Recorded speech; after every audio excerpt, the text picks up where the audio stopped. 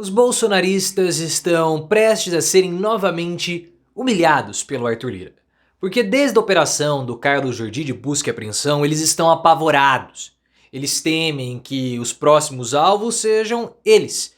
Então eles estão buscando algum tipo de respaldo e proteção e buscam o presidente da Câmara para isso. Já que a operação da Polícia Federal não foi avisada previamente para a Câmara, Lira ficou um pouco desgostoso com essa situação. Ele até entrou em contato com o Carlos Jordi. Agora, publicamente, Lira não vai se manifestar. Ele não quer indisposições com o governo. E ele também não quer saber de bolsonarista. Eles quiseram fazer aquela CPI da Mind8 e o Lira falou, não vai sair.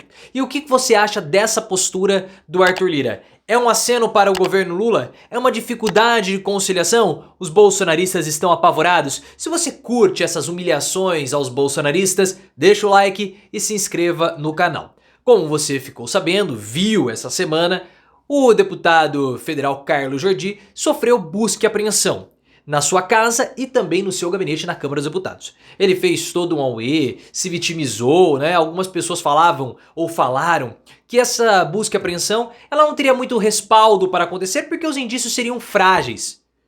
Mas exatamente por isso que aconteceu busca e apreensão. Porque o Carlos Jordi tem mais de 600 mensagens com o manifestante extremista bolsonarista e mesmo ele negando as informações, para a imprensa tem mais de 600 mensagens. Então ele só não foi preso porque os indícios eram fracos, então nós precisamos investigar quais são os indícios e a relação dos dois.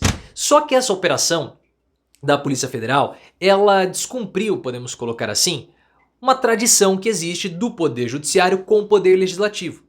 Que antes de qualquer operação da Polícia Federal na Câmara ou no Senado, o Judiciário avisa previamente as lideranças do Poder Legislativo, o presidente da Câmara e o presidente do Senado. Dessa vez, isso não aconteceu.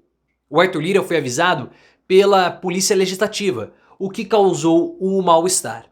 Os bolsonaristas, claro, temem que eles sejam os próximos, porque essa operação contra o Carlos Jordi mostra que a Operação Lesa Pátria está evoluindo, saindo dos patriotários, pegando financiadores um pouquinho mais graúdos e agora está chegando nos financiadores maiores, nos organizadores e também nos mentores intelectuais.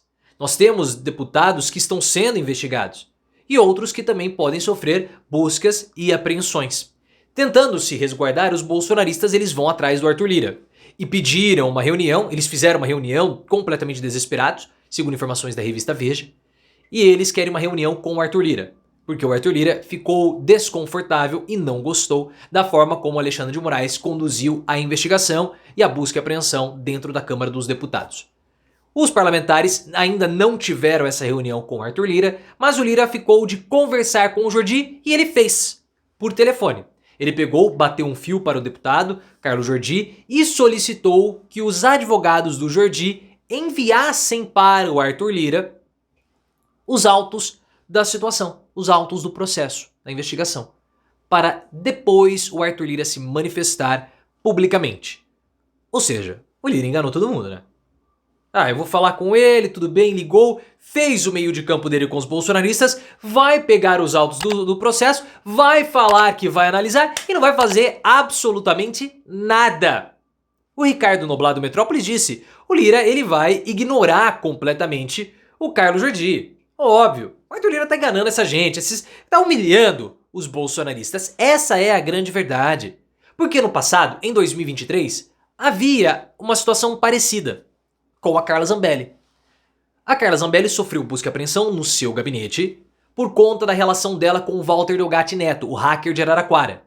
Que isso está sendo investigado, né? Mas supostamente a mando da Carla Zambelli, ele teria invadido os sistemas do Conselho Nacional de Justiça, CNJ, e fez outras coisinhas mais. O gabinete da Carla Zambelli sofreu busca e apreensão.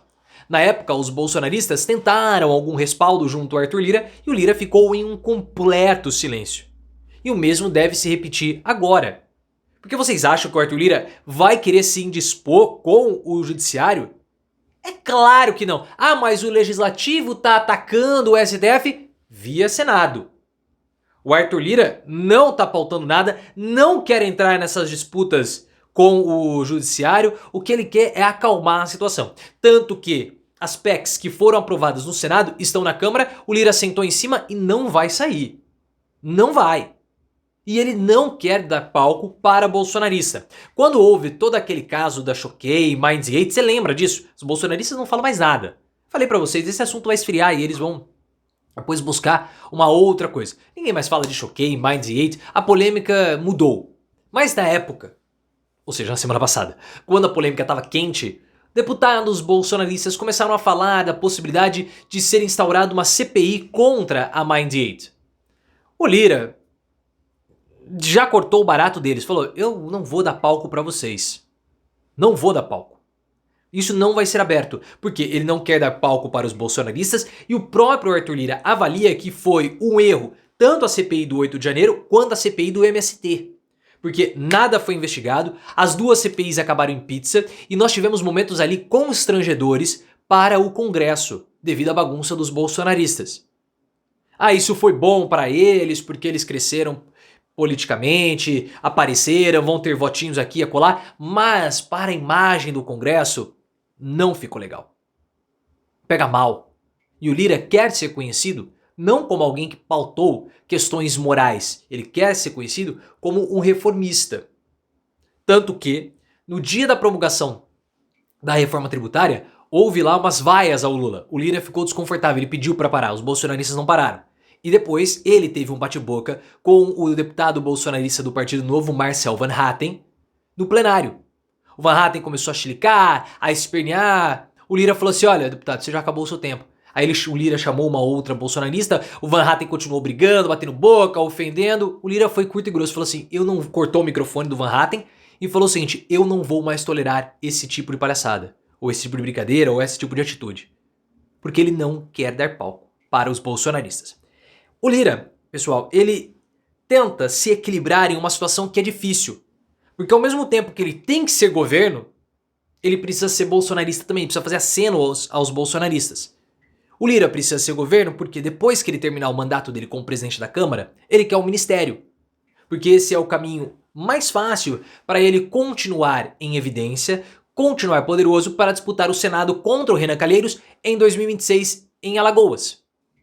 Mas ao mesmo tempo ele não pode se entregar tanto assim ao governo, porque ele precisa continuar fazendo acenos ao mercado para ter quem financia a campanha dele e mais ainda, ele pode deixar a presidência da Câmara, mas ele quer formar o sucessor. E o sucessor é o Elmar Nascimento. E para que haja esse sucessor do Arthur Lira, ele precisa dos votos dos bolsonaristas. Então ele tem que ficar remando em duas canoas, o que é difícil e muitas vezes provoca alguns atritos. Se ele vai ter habilidade política para isso, temos que observar. Existem outros concorrentes ao Elmar Nascimento, como no caso o Antônio Brito, que é do PSD. O Arthur Lira não foi à cerimônia do 8 de janeiro, o Antônio Brito foi. Ele tem uma certa simpatia do governo federal. Então é um jogo que vai ser construído ao longo de 2024. O Arthur Lira, ele tem essa disposição de ajudar o governo com contrapartidas. Por exemplo, o Haddad e o Lula estão discutindo apoiar a reforma administrativa do Arthur Lira em troca do apoio e dos votos necessários para manter os vetos à desoneração, ou a MP da desoneração, que o Lula quer e o Haddad querem cortar a isenção para a folha de pagamento de alguns setores. E outras pautas também, como imposto progressivo, outras questões envolvendo a reforma tributária. Pontos que precisam ser revistos para melhorar a distribuição de renda e reduzir a desigualdade social. O Lira é um jogador duro, porque ele tem que conciliar muitos interesses distintos. E o governo tem que negociar com ele também. Por isso que é complicado.